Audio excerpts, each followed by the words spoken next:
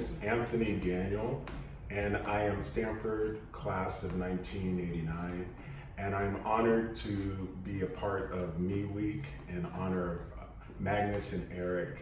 And just to let you know, I'm honored to be a member of the Stanford Cardinal family, the Chocolate Cardinal. So what I'm planning on doing is just sharing a little bit about what I've learned in my business that a lot of patients tend to have questions about. I am a dentist in San Francisco. I graduated from University of California, San Francisco, and I have a practice in the Haight-Ashbury district of San Francisco, and this is my 19th year of practice. And what I found a lot of the time is just going over the basics can be very helpful for people. Prevention is key in dentistry, like it is in so many facets of medicine and healthcare in general. And sometimes people just need to be given information to know how to better take care of themselves. So that's what I'm planning on doing right now. If you have any questions, feel free to contact me. So first of all, brushing, flossing, mouthwash, that can work wonders for people in terms of preventive care. And the reason it's important to visit a dentist regularly is because sometimes there are systemic diseases that are sometimes tied to what's going on in the oral cavity. Specifically, if you're taking certain medications, you may have diabetes or other issues that affect your whole body. And so often in medicine, we tend to compartmentalize things, but we really are one unit. And so often things may affect your teeth, your mouth, your oral cavity. And the oral cavity is important. It's the first stage of digestion, not only in terms of being able to take in proper nutrition, but as well as your presentation to the world is often what's marketed now. But healthy teeth is important just so that you have a relative stable intake of food as well as feeling comfortable. Dental pain can be some of the worst pain you experience, I've been told. And so I just wanted to go over some of the basics that can help you take care of your teeth. So basically, often I see patients are brushing with a medium bristled brush or a hard bristled brush. It seems to make sense, the harder the brush, the better job it does of cleaning. But so often what happens is medium or hard bristled brushes can contribute to problems along the gum line in terms of wear of the tooth, in terms of enamel, and sometimes that can lead to sensitivity. So a soft bristle brush is currently recommended. And when you're brushing your teeth, I like to tell people to have a system. So often people move around to different parts of the mouth, and I like to say, just so that you make sure you don't miss anything, start from one part of the mouth, angle the bristles of the brush at a 45-degree angle toward the gum line. So down if you're brushing the lower teeth, 45-degree angle up if you're brushing the upper teeth. And just think of yourself as gently moving back and forth, just very gently. A circular motion, if you can achieve that, is a good way to do the same thing. And just making sure you go along the surfaces of the teeth. Each quadrant of your mouth, 1, 2, 3, 4. Each quadrant, it should take you about 30 seconds to clean that thoroughly. But I like to have a system where you go all the way around at one time and then come back along the biting surfaces so that you don't miss anything where food may be trapped in the tops of the teeth or the bottoms of the teeth, depending on what quadrant you're in. And then make sure you come along the inside and do the same thing. That way you make sure you don't miss certain areas. A lot of right-handed people, if they don't have a system, they tend to brush one side really well and come back this way. And often there's a lot of plaque and buildup in this one area. So that's what I would recommend for brushing your teeth. An electric brush is a really good tool to use because it does all the work for you. A lot of times they have timers on them so that you make sure that you're actually brushing for the proper amount of time. And I often like to say, think of your time cleaning your teeth as just downtime for yourself. Sometimes it's good to put on a song of some sort. Normally that's about 3 to 4 minutes, and listen to that song while you're brushing, flossing, or doing something to clean between your teeth, as well as mouth rinsing. And you'll be amazed, just 4 minutes in the morning, 4 minutes in the evening can make a great difference in terms of your oral health. With an electric brush, I am not selling any Oral-B's, but Oral-B is a great instrument. There's also Sonicare online. There's also Quip, Q-U-I-P, that is new on the market. With any kind of dental instrument, I often advise that people look for the American Dental Association or the ADA seal of approval. That means that it's gone through certain amounts of testing, that it actually does what it says it's supposed to do. So that can be helpful when you're choosing a dental tool or a dental toothpaste, mouthwash, things of that nature. Along with an electric brush, the same rules apply. You want to make sure to angle the brush a little bit toward the gum line. And again, with an electric brush, it does all the work for you. So you just need to make sure you're covering most of the tooth structure, but still have a system by which you come all the way around, get the biting surfaces, and then the inside, and then do the same thing on the top teeth as well, okay? When people are using a manual brush, one of the things I see most often is that people are a little bit too hard on themselves, both literally and figuratively. A lot of times people do a lot of scrubbing, and that's where you can get some wear along the gum line that can lead to some problems of sensitivity as well. Just be gentle with yourself. Think of yourself as massaging your teeth, okay?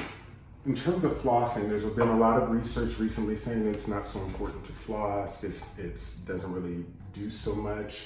And then there's been some people who have come back and said, well, no, we're not saying that you shouldn't floss. But what I found over the past 20 years is that I tend to see more problems with people who aren't cleaning between their teeth than I do with people who are. So just based on that, I would recommend that you do something to clean between your teeth. And in terms of flossing, I need to get some floss for you. So another thing I see for people is they tend not to have a long enough piece of floss, and therefore it makes it challenging to floss. I recommend 18 inches or so. This may be a little bit longer than that, but the way that you floss, you want to make sure to wrap it around some fingers.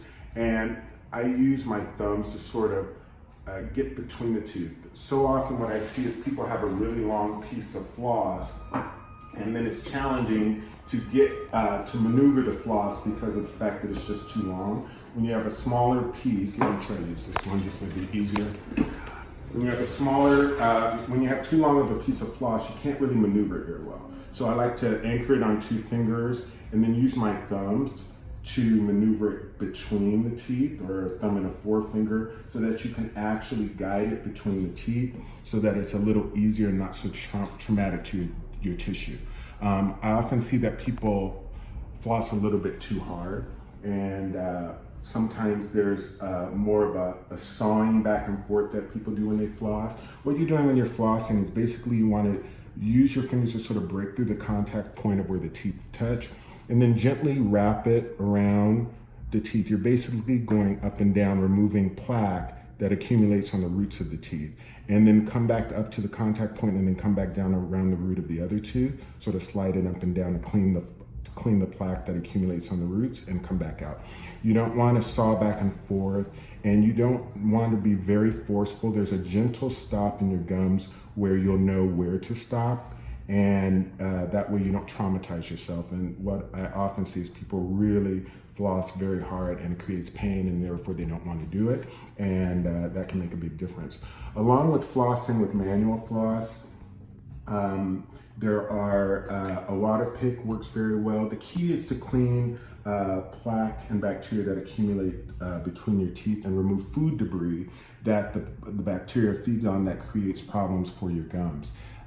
What is plaque? Plaque is basically the sticky substance that accumulates along the tooth surfaces, normally along the gum line, and it's a matrix of bacteria and other byproducts of bacteria, and they build up along your teeth, and sometimes that plaque calcifies, and that's what tartar is, or it's also called calculus. So a lot of the ingredients you see in tartar control toothpaste and things of that nature are to prevent the calcification of the plaque.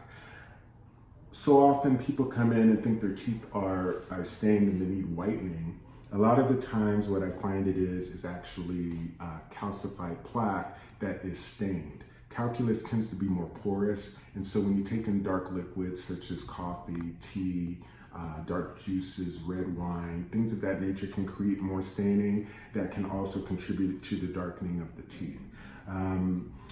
So in terms of mouthwash, that is a personal choice for people. Some people prefer something that has alcohol in it. There are a lot of different mouthwashes on the market. Some have fluoride in them for people who are more prone to cavities. There are some that don't have alcohol at all. And basically what you're doing is swishing around for an antibacterial effect, not only just around the teeth, but in other parts of your mouth where bacteria may reside that can lead to problems cleaning out food debris and things of that nature. So if you're brushing twice a day, that's great. If you're doing a really good brushing at the end of the day before you go to sleep, as well as flossing or cleaning between your teeth and using mouthwash, that's also very important. What you're trying to do is clear as much away as you can before you go to sleep, because your saliva flow slows down when you go to sleep. Your mouth can become dry and bacteria can really proliferate at night, and that's why sometimes you wake up with morning breath or a dry sort of cotton type of mouth, and especially if you're a mouth breather or you snore, that can also lead to a dry mouth feeling. So those are the basics in terms of prevention to keep your teeth healthy and clean. Now, periodontal disease, or gingivitis, as most of us have heard commercials about talking about the gum disease, gingivitis. Basically, gingivitis is inflammation of the gums. And so when you see bleeding of your gums, that tends to mean that you have gingivitis if you're not flossing too hard. So if you're flossing too hard, you'll see bleeding whether you have healthy gums or not. But gingivitis is inflammation of the gum line. And that's the first stage of gum disease. Normally, healthy gums should be sort of a coral pink color. People sometimes have pigmentation in their gums, so you may have darker gums, and that's due to pigmentation in your gums. That doesn't mean that there's a problem. People who smoke sometimes have increased pigmentation as well, but normally there is periodontal disease occurs, and basically it's the disease of the periodontium. So there's bone beneath your gum line, and there's a ligament that attaches your gums to your teeth.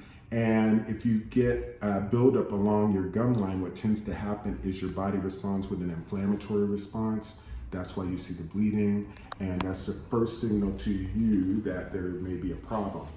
Like so many other diseases, I'm thinking specifically of high blood pressure, gum disease sometimes is a silent disease that you don't feel until there's a lot of loss of tissue. But as it progresses, it starts with the gums, and then if it continues, you may get recession of the gums as a result of your body trying to protect itself and removing itself from where the buildup is. That can come along with an associate loss of the bone. And in severe cases, you lose so much bone that your teeth become loose. And that's why a lot of adults lose their teeth over time. It's mainly due to periodontal disease that has gone on. But what I've also found is people are often hard on themselves about not going to the dentist. There's a lot of guilt associated with it. Often when people come in and they haven't been flossing, they floss like the week before they come to the dentist. And then therefore their gums are it sort of shows up that that's the case. So, but don't do it for the dentist. Do it for yourself and just take it one day at a time. Your bodies tend to be resilient. I found when people come in and haven't been to the dentist in a while and once they get their teeth cleaned, I have them come back in 30 days just to check things to make sure they don't need what's called a deep cleaning. And often when people are on a routine where they're taking care of themselves and focusing that time on themselves, you can see big differences in a short amount of time. Signs that you need to go to the dentist, other than pain, but let me start with pain. Pain can be caused by a lot of different issues. It can be a cavity, and a cavity is caused by the bacteria in your mouth that lead to acidic byproducts that create holes in your teeth. That's what a cavity is. And where's my other model? My assistant is filming me, but there is a way that you can sort of tell where you have decay, and so this is sort of a cross section through the teeth. I'm talking a lot. I can be very long-winded about oral things. So if you have questions, feel free to get in contact with me. I just wanted to show you this this model. So basically, this is a cross section through your teeth. This outer white part is your enamel. The next layer of tooth is what's called dentin. That's where your nerve fibers sort of extend into it. It's also hard like enamel, but it's more yellow. And the inside of your tooth, there's a blood supply as well as a nerve. So this dark area represents some kind of insult to your tooth, be it a cavity or a fracture. If that goes beyond the enamel, you don't feel pain necessarily in that area. If it goes beyond that area, that's what a cavity tends to be, and that's when we tend to fill things. We excavate wherever the trauma is and fill it with some kind of material, more likely than not something that's tooth colored at this stage. However, if you have that same trauma and it extends all the way to your nerve area, bacteria proliferate in this region, and that's when people develop an abscess as a result of infection in the nerve area. It goes all the way down the canal of the tooth, thus the name root canal. It's when we do a filling that extends all the way into the canal of the root. You still have your tooth, but more likely than not, because there's been so much decay, something has to be placed in it to make sure that we can put a crown on top of that. So this is part one. I could keep going on and on, but I'm just honored to be a part of this.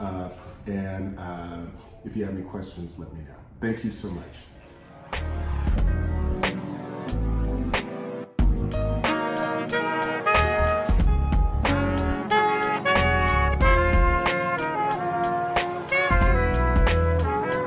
My apple, zoom, zoom.